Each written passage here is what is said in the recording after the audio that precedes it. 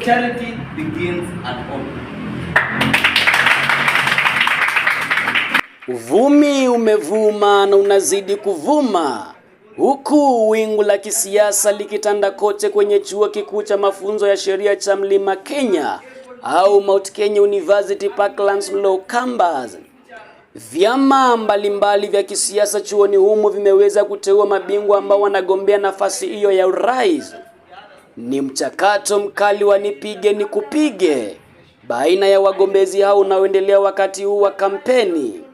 Swali kuu likibakia, je, ni nani atakayeibuka mshindi na kupeperusha bendera hiyo ya rais? Kijana shupavu, mwenye hekima na busara ya ajabu, mkakamavu na mwenye ushujaa kuliko kinara wa pori, anayetambulika kama Rotich David, chuoni humo amewakosesha wapinzani wake usingizi, roho ikiwakimbia huku hofu na hamaki kiwajaa kwa kuhofia kubwagwa chini, kwa kuwa sera zake Rotich zimeenea kila pahala pa chuo hicho. Time has to be contextualized.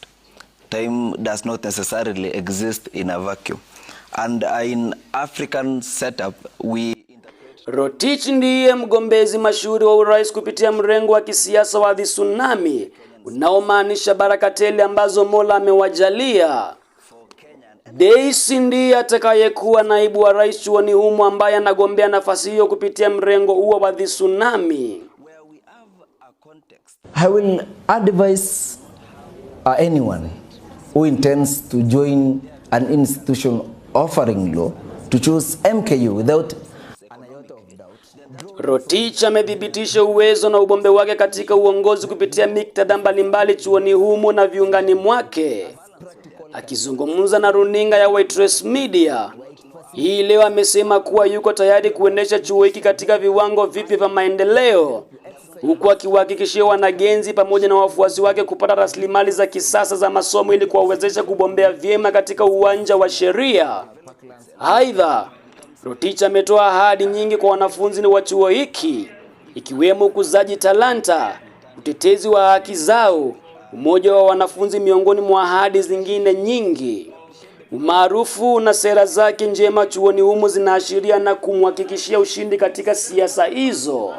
Rotich, Rotich, Rotich, Rotich ndiyo wimbo na mada kuu chuoni humo. Nikiripotia WM-WAITRES Media kutoka Mount Kenya University Parklands Law Campus, mie ni hite Alex Wahita. Because law is a very proud cause. Law is a very proud endeavor. For tsunami, for change, for transformation.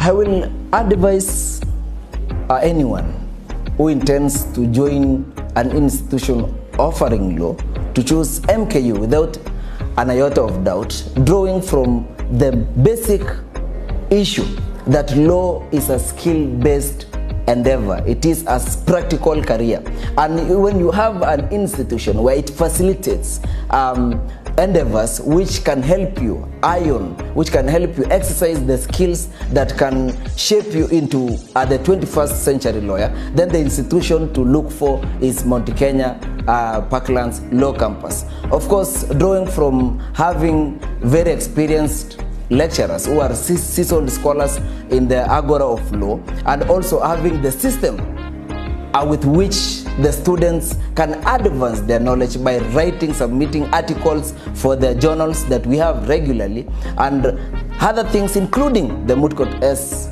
I had earlier on mentioned. Components. Thank you, Ayub. I dare say that time has to be contextualized. Time does not necessarily exist in a vacuum.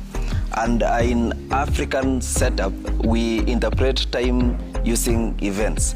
Now, when we try to contextualize time in the Kenyan space, we tend to appreciate that the problem for Kenya and any other African state, but specifically for Kenya, is the problem of governance, the problem of leadership, where we have a context where people do not have the requisite resources and sources there to that they can get resources and assistance to further themselves economically, then that means they are not in an excellent position to plan on their time.